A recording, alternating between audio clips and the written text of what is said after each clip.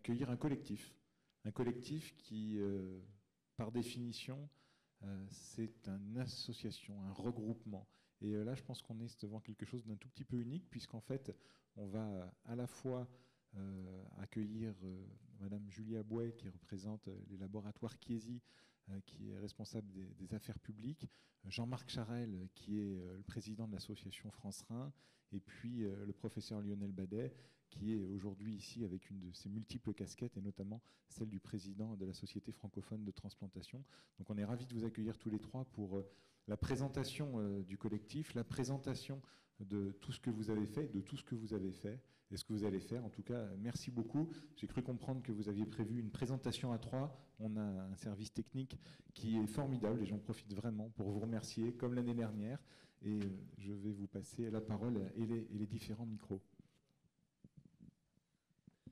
Bien, merci à l'Association française d'urologie de nous inviter et de faire part de ce que...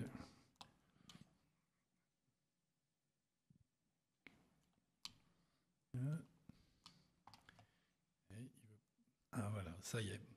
Donc on va vous parler de l'action du collectif de la transplantation rénale qui va du livre blanc au ministère.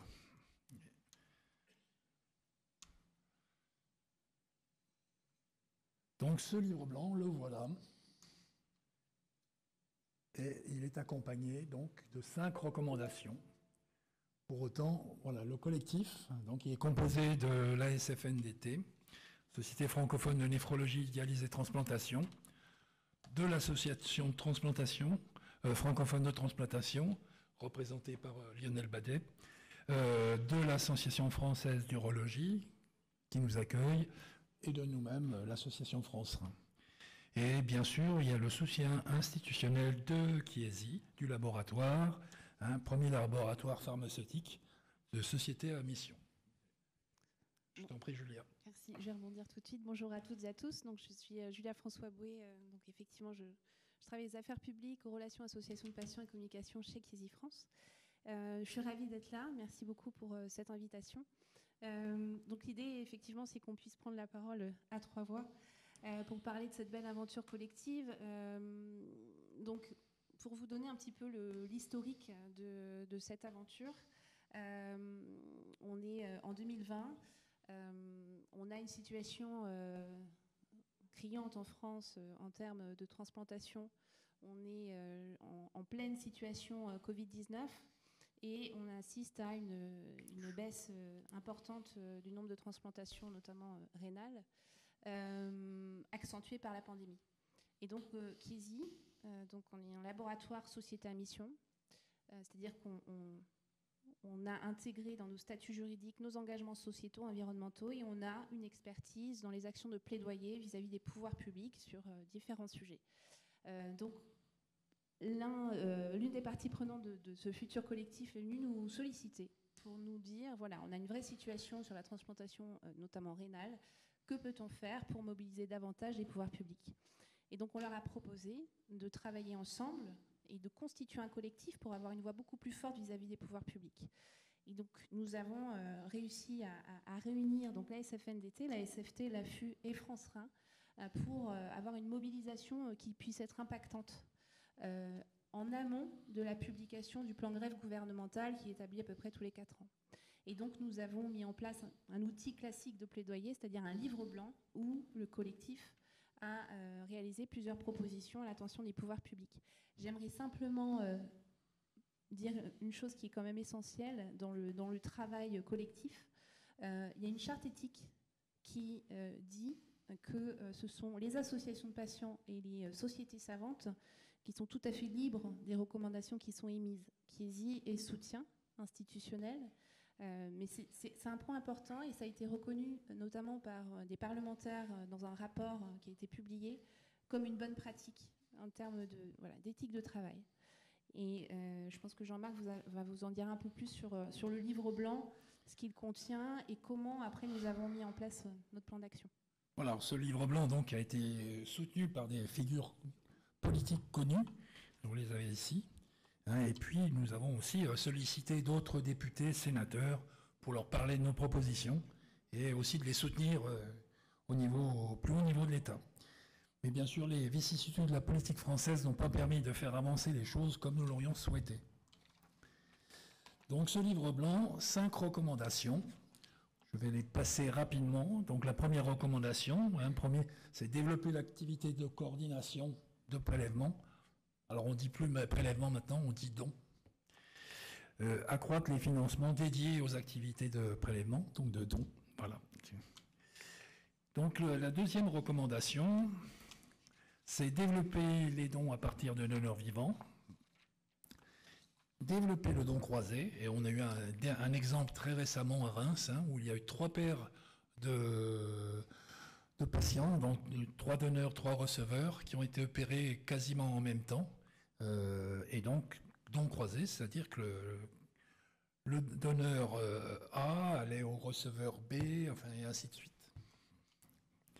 Donc recommandation 3, là un peu plus complète, homogénéiser l'activité de prélèvement sur l'ensemble du territoire, lutter contre le refus de prélèvement, ça bien sûr, encourager la dynamique d'inscription sur la liste d'attente par les néphrologues référents et éventuellement étudier le RCP régional les refus d'inscription sur la liste, et puis mettre en place et publier des indicateurs annuels pour les centres de transplantation. La recommandation 4, c'est à intégrer la qualité de vie dans l'expression des résultats de la transplantation, ça nous tient beaucoup à cœur. Et puis développer le partenariat avec les patients partenaires, les associations de patients, bien sûr avec les associations professionnelles, et vous les allez voir tout à l'heure. Donc c'est aussi établir de nouvelles recommandations pour le suivi des patients transplantés, et puis lutter contre la non-observance en s'appuyant sur la complémentarité des acteurs et en développant des consultations d'observance. Recommandation 5, développer la recherche française en transplantation rénale. Et il faut savoir qu'on a quand même des pointures en France. Et puis développer bien sûr l'utilisation de l'IA en transplantation rénale. Donc chaque recommandation contient 2 ou 4 propositions comme vous avez pu voir, et chaque proposition est divisée en 3 chapitres, sous-chapitres. Donc le pourquoi, qui restitue le contexte de la proposition, le comment, qui présente les différents axes de travail, groupés, proposés pour répondre à la proposition, et enfin, quels acteurs, qui doit s'emparer de cette proposition. Bien maintenant, on va aborder les apports du livre blanc. Donc il faut savoir que la France Rhin et la SFNDT sont partenaires depuis la création de cette dernière, mais même avant. Donc nous, on ne s'appelait pas France Rhin, mais FNAIR, Fédération Nationale d'Aide aux Insuffisants Rénaux, et on partageait déjà des travaux avec les sociétés savantes qui ont composé la SFNDT. Donc un collectif s'est constitué avec 2 associations, donc les 2 nôtres, SFNDT France Rhin, plus l'ASFT et l'AFU, pour rédiger ce livre blanc de la transplantation rénale, bien sûr avec l'appui institutionnel de Chiesi. Donc il a permis de travailler ensemble, les sociétés savantes, avec une association de patients, et de montrer aussi l'intérêt de cette collaboration. Et puis donc depuis 2003, les partenariats se sont officialisés entre France Rhin, la SFT, l'AFU. Et au sein donc de la SFT, vous avez beaucoup d'urologues de l'AFU, et ainsi qu'un certain nombre de néphrologues de la SFNDT. Et donc tous ces gens, disons, se connaissant, qui a encouragé ce partenariat. Donc la greffe générale rénale représentant environ des 2 tiers des greffes réalisées en France. Le livre blanc a été une source d'inspiration donc pour les rédacteurs du plan greffe 2022-2026. Donc la particularité de ce collectif que nous allons ensemble défendre nos propositions. Donc la première fois, c'était au ministre de la Santé en septembre 2022, avec les représentants de la SFNDT, de France Rhin et de la SFT, du président de l'époque, Gilles Blanchot. Et puis, très rapidement après, un mois après, nous avons rencontré donc, les conseillers santé de la première ministre, qui était Elisabeth Borne à l'époque, et du président de la République. Et nous étions 3 associations, donc SFNDT, France Rhin et SFT.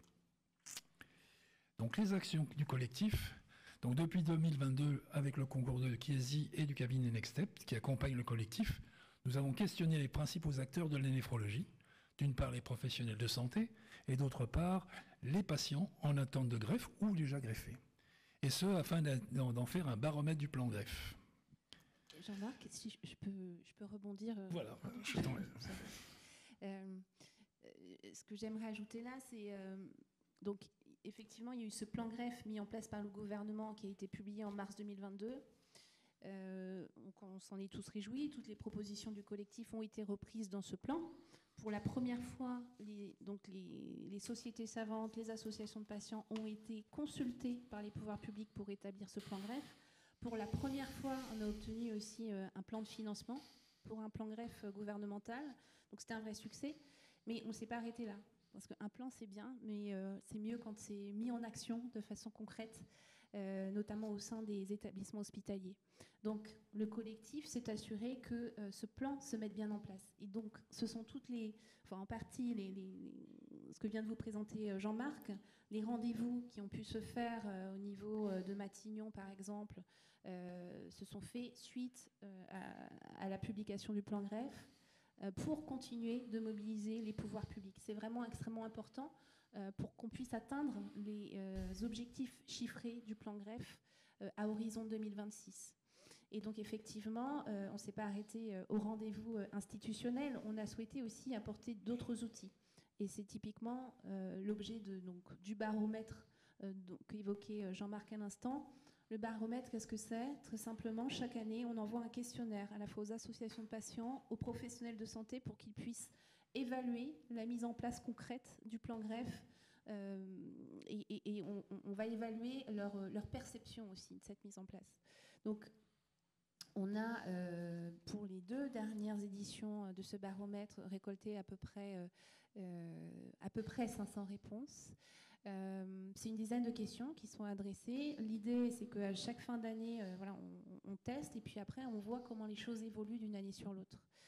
C'est extrêmement intéressant en termes de données qualitatives et quantitatives. Donc là, vous avez quelques questions qui sont soumises. Donc là, c'est côté professionnel de santé, me semble-t-il. Et ça nous permet après d'aller voir les pouvoirs publics et de leur apporter aussi de la matière pour qu'ils aient aussi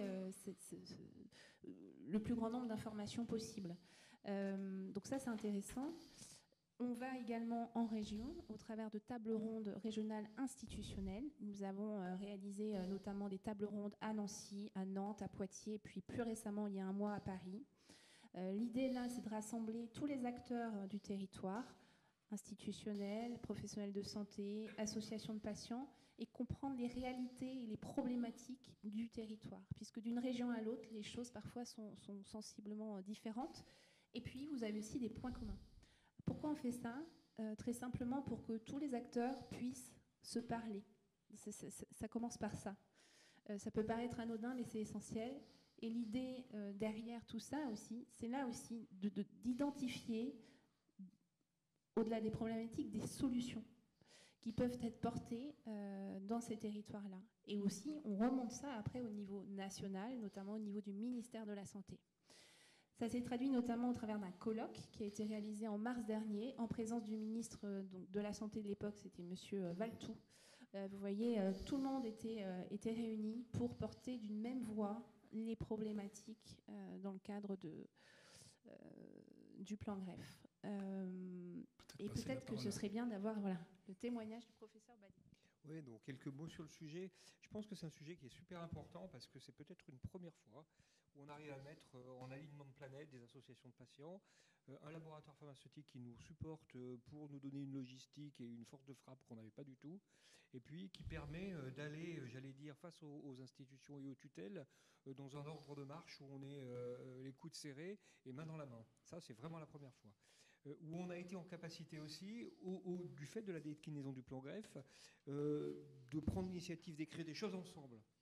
Jamais on avait vu jusqu'à maintenant, en tout cas dans notre communauté, des associations de patients se mêler avec des sociétés savantes pour écrire au ministère ou pour mettre les autorités publiques face à leurs responsabilités sur un certain nombre de directions. Et en fait, on voit qu'il y a une espèce d'alchimie qui s'est constituée là entre nous tous, où chacun joue un rôle de juste pression là où il peut être le plus efficient possible. Et ça, c'est très très important. Et je pense que nous, on a appris une chose, c'est que, bon, moi j'en doutais pas depuis quelques années, mais bref, les communautés sont difficiles à changer, etc. Le fait d'intégrer les associations de patients à une société savante est un élément qui décuple sa capacité à aller face au gouvernement, aller face aux institutions et à faire avancer les choses. Et du coup, bon, bah, finalement, on a trouvé un mode de fonctionnement qui va plutôt assez bien. Alors on l'a dit là, la victoire, c'est que ces éléments du plan blanc ont été pris dans la constitution du plan greffe, que ce plan greffe a mis des objectifs, que ces objectifs, on les suit de façon très précise, et qu'on essaie, d'une manière ou d'une autre, de trouver des stratégies qui permettent à chacun d'avancer. Parce qu'une des difficultés qu'on a dans notre affaire, c'est qu'on sait qu'on ne part pas tous en même temps pour courir la course, mais on doit tous arriver sur la ligne d'arrivée. Et donc ça, c'est une des difficultés qu'on a, c'est de faire en sorte, et c'est l'alchimie qu'on a avec Chiesi aussi, c'est de, par exemple, ces réunions interrégionales qui ont été définies, elles se font essentiellement là où il y a des difficultés à démarrer, où les ARS sont en difficulté pour créer une dynamique d'avancer sur le plan greffe, et ça permet à chacun d'avancer petit à petit. Alors, c'est pas parfait. Les éléments du plan greffe, il y a des éléments qui seront atteints, d'autres qui ne seront pas atteints, mais on est dans une dynamique qui permet de graduellement essayer de rattraper un certain retard dans certains endroits et de mettre chacun à sa place. Et par exemple, pour la Société francophone de transplantation, nous, on s'est fortement positionné au niveau des groupements hospitaliers et des CHU pour dire, pour l'activité donneur vivant en particulier, qui est une activité qui était en difficulté par rapport aux objectifs du plan greffe, trouver un moyen de donner du temps dédié au bloc opératoire pour faire ces activités et pour permettre d'avoir des activités de transplantation à partir de donneurs vivants qui sortent d'un périmètre qui empêchait un petit peu leur développement. Bon, je pourrais donner 50 exemples de la même nature. Ce qu'il faut vraiment retenir, c'est cette synergie qu'on a réussi à mettre entre sociétés savantes, associations de patients, et puis collaboration avec un laboratoire qui fait vraiment jouer de façon assez intéressante sa fonction d'entreprise à mission.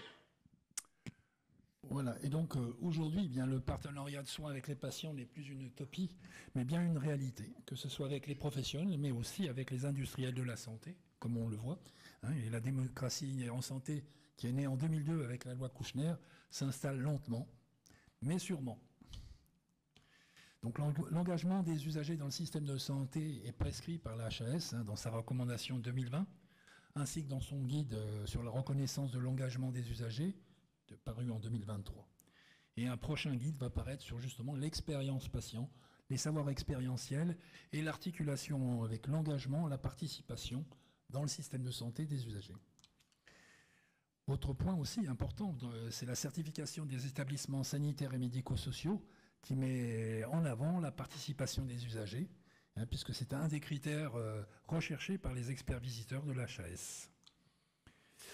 Donc le Conseil national de l'ordre des médecins, l'Académie nationale de médecine, au travers de rapports, promeuvent également le partenariat avec les patients.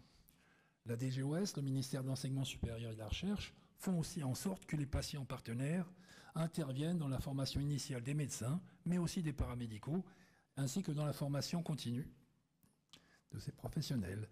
Donc aujourd'hui, les sociétés savantes sont à l'écoute de l'expérience patient et ont compris l'intérêt de travailler avec les associations de patients, ce que vient de nous dire Lionel Badet, et ce, pour faire évoluer leur vision professionnelle, leur pratique, mais plus encore pour transformer le système de santé. C'est la complémentarité des savoirs, d'un côté le savoir académique, scientifique, technique, expérientiel des professionnels, de l'autre, les savoirs expérientiels des personnes soignées. Voilà. Eh bien, nous vous remercions de votre attention. Monsieur Charail, merci beaucoup. Je pense que c'est vraiment important de témoigner de toute l'action de ce collectif et peut-être que ça pourrait donner des idées à d'autres associations sur d'autres moyens et bien d'essayer de rendre les choses concrètes parce qu'à chaque fois on a beaucoup de projets, beaucoup de plans et là vous avez essayé de mettre du concret dans du concret. Donc en tout cas, bravo et merci pour tout ça. Je rappelle que l'Association française d'urologie est partenaire complète de ce collectif et c'est aussi à ce titre-là qu'on est tous ensemble aujourd'hui. Est-ce que vous avez des commentaires, des questions ? Je pense qu'on peut vous remercier et vous applaudir encore une fois pour tout le travail que vous faites pour nos patients.